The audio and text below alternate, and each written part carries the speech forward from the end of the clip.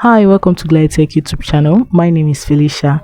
In today's video, I'll be sharing with you on how to download and install Shizuku app.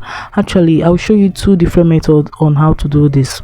Shizuku Let's app use the system level feature without putting your phone. Many advanced apps use Shizuku to work.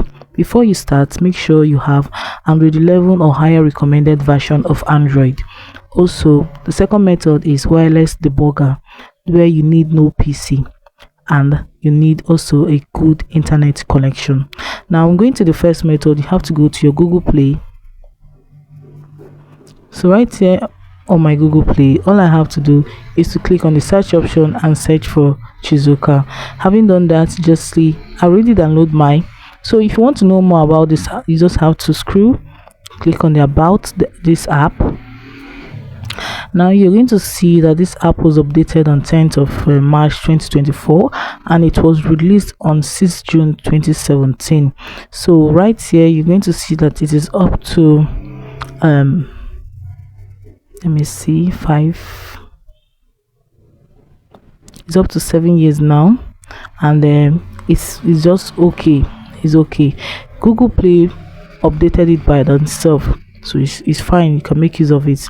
Now if you try looking for it through your Google Play and you can't find it, I advise you go to your browser, any good browser of your choice, and just type in shizukuofficialapp.com. So when you type it in, it's going to pop out this way. You just have to click on it, click on the install option. You can see the install option and install it on your device. Now having done that, the next thing you have to do is to open the app. So when you open the app, this is the interface of how it will look like, and you're going to see Shizuku is not running, which is normal, but it's running in the system, but it's going to tell you that it's not running, which is normal. So now my method 2 is this. Go to your settings, the settings of your phone. So right here on the settings of my phone, all I have to do here is to click on my phone, click on build number, click on build number 7 times. So when you tap on build number 7 times, you have to enter your password, the current password of your phone. That is the current screen password of your phone. Please take note, the current screen password of your phone, or the pattern of your phone, the pattern used for opening your phone. Having done that, it's going to take you to the next step, which is for you to click on this system here.